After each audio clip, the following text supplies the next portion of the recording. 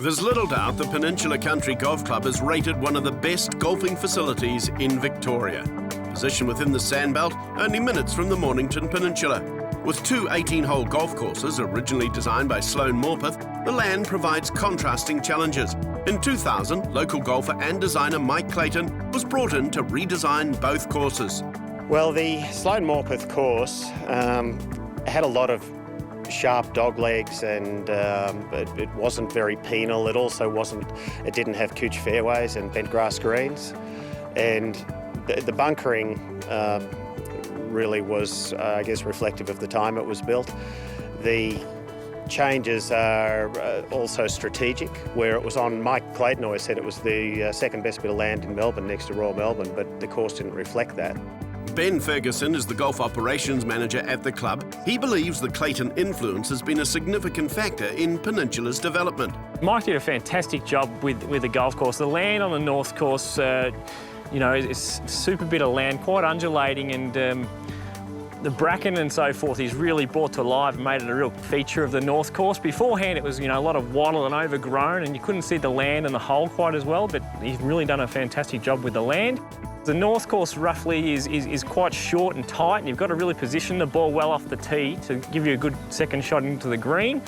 The south course is a lot wider and longer, so you can sort of be more aggressive with the driver on the south course than the north course. OK, time to take a course tour. We begin on the north course at hole number 2.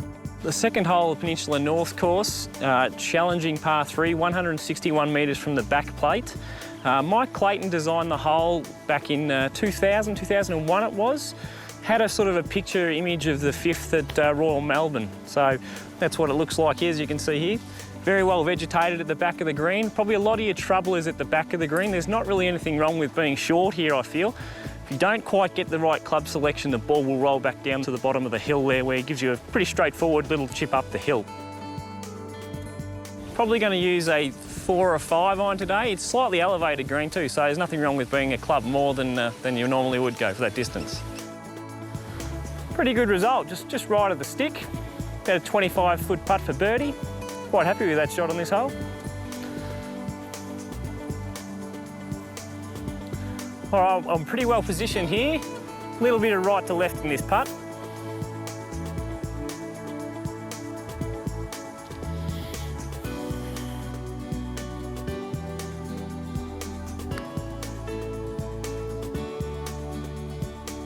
And a great result for Ben early in his round.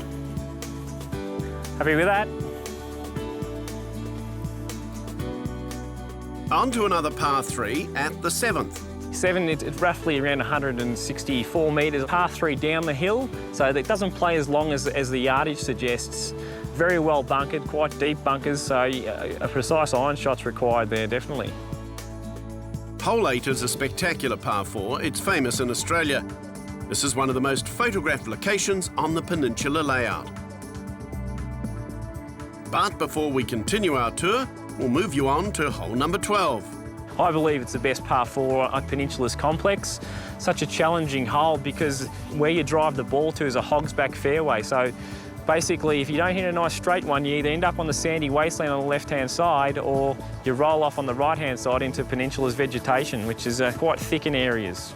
The green is situated up quite high, so it falls away at the back and on the sides, and if you come up a little short, you end up rolling all the way back down towards the vegetation. It generally plays into the wind too, so for its 370, you're probably looking at about a 400-metre hole, generally into the wind, and uphill second shot. And there are many more highlights to come. 14, great visual little par 3. Again, something that Mike's done very well. Cleared it all out totally.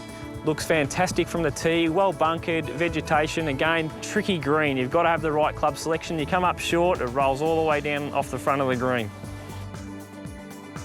While the north course is shorter, it ranks fractionally higher in the golf rankings than does the south. But there's something about the older course that one can't resist. Let's start with the 8th, for instance. Great hole, great par 5. Very hard tee shot. Again, you've got to get your tee shot up the right side. If you're anywhere left, the ball rolls back down into the rough, even into the vegetation for the longer hitter. Your second shot, then you've got the choice. You either can lay it up onto the top level, or you can try and hit a little bit longer and get it down the bottom. Probably the hardest green at Peninsula. It's a 3-tiered par 5 green, very significant tier in the middle of the green. And if you're at the back there and you're putting down, quite often your ball rolls off the green. So you've got to really think about your putt if you're on the top tier. And yet another great hole on the south course. Probably another signature hole at Peninsula, and in a lot of photos, the 14th south. Situated in the corner, you're hitting to an uphill green, a 2-tiered green with like a bowl in the front of it. Well bunkered, probably the deepest bunker at Peninsula on the left-hand side, so not one to go into. Good challenge for 134 metres. And the final hole is well worth waiting for.